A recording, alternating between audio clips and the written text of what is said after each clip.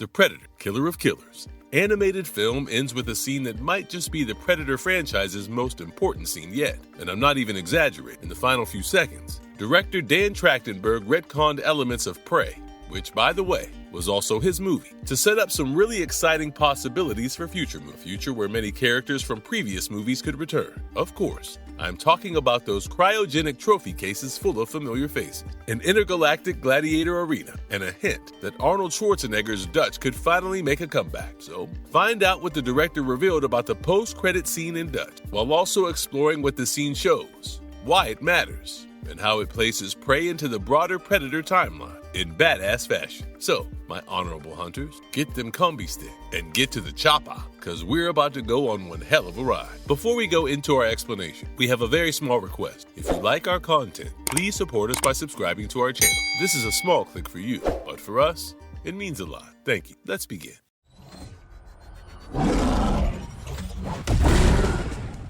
A warehouse of thousands of cryopods and one familiar face. After the main story of Killer of Killers, the credits show an entire warehouse of cryopods filled with captured warriors. Throughout the film's anthology of tales, we watch 3 fighters from different eras survive their separate Predator encounter. These were a Viking warrior, a samurai-trained shinobi, and a World War II pilot. But their encounters with the hunters did not end with the death of their respective hunters. As soon as they won, predators returned to collect them. Each warrior was plucked out of their time, shoved into cryogenic sleep, and later dumped in a predator arena to fight for the amusement of the alien. Trachtenberg even codenamed the film Warehouse during production, which was a nod to the ending of Raiders of the Lost Ark, except instead of the Ark, this warehouse stores frozen humans. In the post-credit scene, we follow one survivor, the Viking named Ursa, being escorted through this huge vault of pods. Inside each of those frozen cells is someone who managed to kill a predator in the past. The camera pans over a few of the predator killers. There was this weird multi-limbed alien, which is believed to be a species from the predator homeworld, which is known to be the natural enemy of predators. And young predators are often tasked with killing one of these 6-limbed guys as the first step in their coming-of-age ritual. Of course,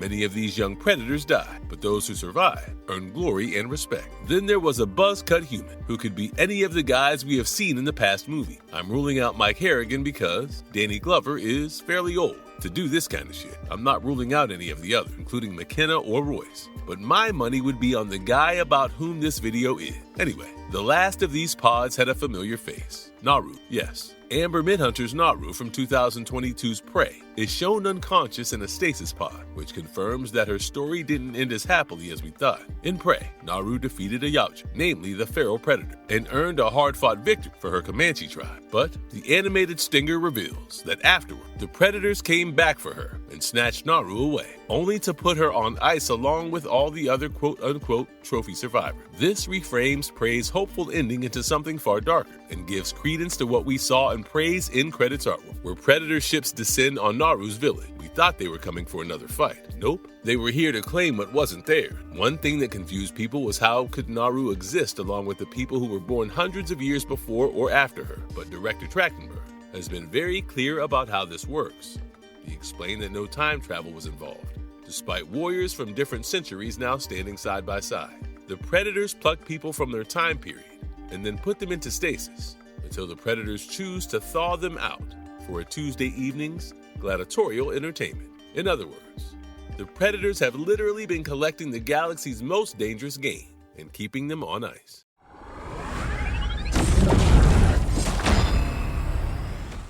Past predator survivors.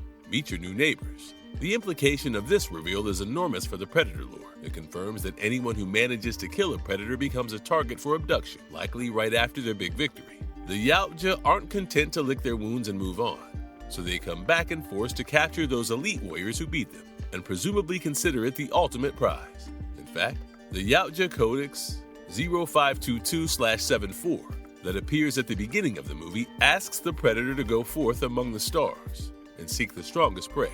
And it's these prey that will be the trophy, not their heads, not their spines and skulls, but these strongest prey. So it only makes sense that the predators went to several different planets across several different timelines and got themselves the trophies. Killer of Killers shows this happening to its 3 original protagonists and to Naru. And the only thing that could be deduced from this is that it's happened to other familiar characters in the franchise's past as well. In fact, co-director Dan Trachtenberg, in an interview to Polygon, explicitly said, and I quote, "Certainly Arnold, like many others, was a survivor of his story, and one could easily imagine him up there in cryo, along with any other Earth champion or champion from other planets. And if you think about it, if Naru ended up in a Predator pod, why not others? The so-called warehouse scene is basically the Predator equivalent of an all-star roster." Trachtenberg himself joked that it felt like the end of Raiders, where they show this humongous secret archive.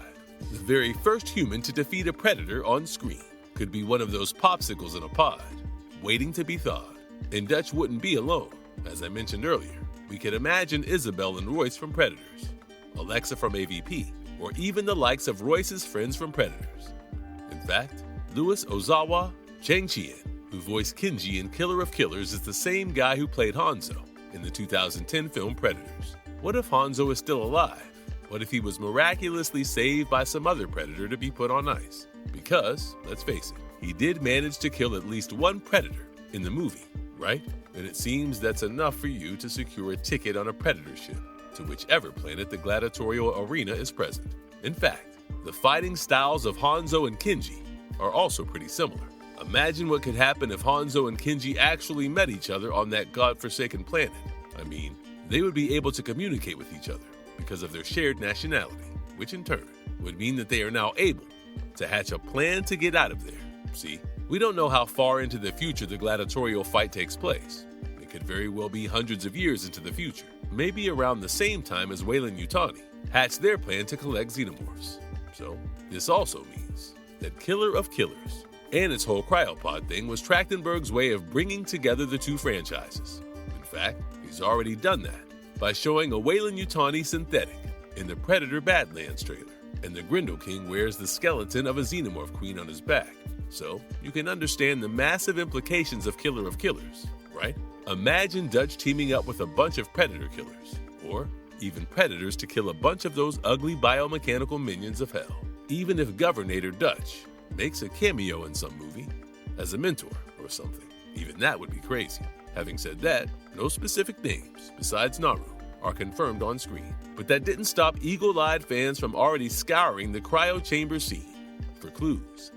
In one blink and you miss it shot, the film shows a mystery man in a cryo tube. This guy looks like he has muscular physique with a military build, which many viewers believe is meant to be Dutch in cameo form. It's not explicitly stated as the scene has no dialogue or name tags on those pods, but the resemblance and context have people like you and I theorizing that Dutch does appear, albeit briefly, as one of the captured champions. Even if that blink and you miss it cameo isn't conclusive, the storytelling and the director's words strongly keep the door open for the return of every major character in the franchise so far.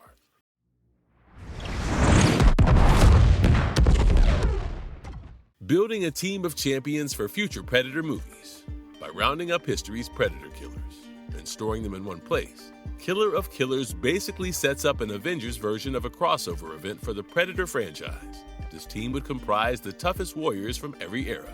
In Killer of Killers, we already see the beginning of this concept to a degree. You see, rather than playing by the Predator's rule and eliminating each other, the three new protagonists from different centuries join hands in the arena. Despite language barriers and wildly different backgrounds, Viking Ursa, Ninja Kenji, and WW2 pilot Torres cooperate and even manage to break out. Not only that, they also beat up the Grendel King Predator, who is supposed to be the baddest of the baddest Predators out there. And this proves that these champions are even more formidable together. Now, imagine taking that idea even further. The post-credit scene suggests there's a whole vault full of champions waiting to be awakened. If a sequel were to crack open those pods, we could see team-ups between legendary Predator fighters from all corners of the franchise, or shall I say, all corners of the damned galaxy. From Dutch and Naru fighting side by side to Royce Harrigan joining hands with a feudal Japanese assassin or a Viking shield maiden. Well, as you can see, the possibilities are endless. And Trachtenberg knows it. He knows that the cool thing about Killer of Killers is that it opens up the door to tell these kinds of stories in different eras, in different places, on different planets, but also the further adventures of these heroes that we bonded with. Now, I was saying that Danny Glover might be. I'm too old for this shit. Danny Glover says here, I'm too old for this shit. But Killer of Killers even overcomes these real-world obstacles like actor ages. Many of these characters come from older films. Their actors have aged or moved on, but by using animation or clever story devices like old actors serving as veteran mentors, the franchise can bring them back without missing a beat. And that might see Mr. Glover believe that. Mel Gibson makes Danny Glover says here, "I'm not too old for this shit." A 77-year-old Arnold Schwarzenegger today could easily voice an animated Dutch, who is still the 30-something Special Forces major straight out of 1987. Rather than trying to de-age him or explain decades of aging, the medium of animation and the cryo-sleep plot device are a perfect combo to revive classic characters in their prime. And if live action is desired, the story could simply say Dutch wakes up older, which, given Schwarzenegger is still in great shape and actively making action movies, is not out of the question either, although this might not hold true for Glover.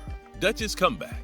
Stick around. For decades, fans have been clamoring for Major Dutch Schaefer to reappear in a Predator sequel. Schwarzenegger's cigar-chomping commando from the original Predator from 1987 survived the jungle one-on-one with the alien and cemented himself as the franchise's first citizen. Yet, he's never returned to the films, and Arnold famously turned down cameos in later entries, though he did lend Dutch's voice to the 2020 Predator Hunting Grounds video game. Now, Killer of Killers may have finally given Dutch a plausible story runway back into the action, one that's intriguing enough for Arnold to reconsider coming back to the franchise that he helped starting.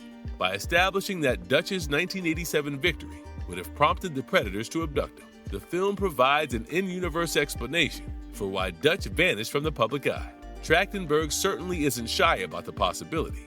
In an interview, he underscored that his movie's ending had potentially done the groundwork for Schwarzenegger's return. He even name-dropped Arnold when discussing the cryopod thing. He did emphasize on the fact that Dutch was a survivor that we can, quote, easily imagine him, unquote, among the preserved champions.